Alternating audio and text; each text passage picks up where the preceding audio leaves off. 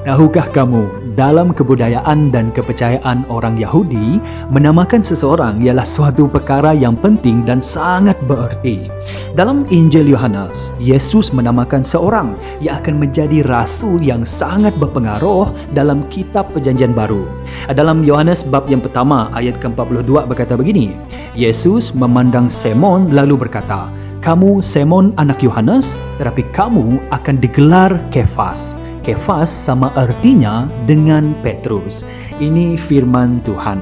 Nah, di sini saya mendapati tiga perkara. Yang pertama, Yesus memandang Simon. Yang kedua, Yesus mengenali siapa Simon. Dia katakan Simon anak Yohanes. Dan yang ketiga, Yesus bernubuat tentang Simon. Dia katakan kamu akan digelar Kefas. Nah, mari saya jelaskan yang terakhir ini. Simon atau Simeon dalam bahasa Ibrani lebih kurang bermaksud mendengar atau mendengarkan.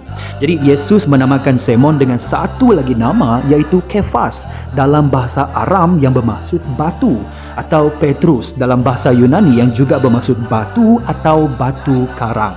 Nah, kenapa saya berkata ini ialah nubuat tentang Simon? Ini kerana sikap dan kelakuan Simon sepanjang Injil Yohanes ini secara amnya dia tidak seperti batu. Dia tidak stabil, dia tidak kukuh, dia tidak teguh. Jadi ini ialah nama untuk visi yang Yesus lihat tentang apa yang akan terjadi kepada Simon. Nah, hal ini menunjukkan dua hal penting tentang Yesus Kristus. Yang pertama, Yesus tahu Simon akan menjadi batu yang kukuh. Saya katakan akan menjadi batu, bukan sekarang. Sekarang dia masih lagi tidak stabil, tidak kukuh, tidak teguh. Tapi akan datang dia akan menjadi seperti batu. Hanya selepas Yesus bangkit daripada kematian dan mencurahkan Roh Kudusnya, Simon Petrus menjadi semakin yakin, berani dan beriman.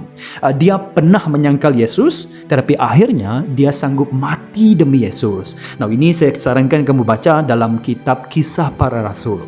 Dan yang kedua tentang Yesus ialah Yesus menunjukkan otoritinya atas kehidupan Simon.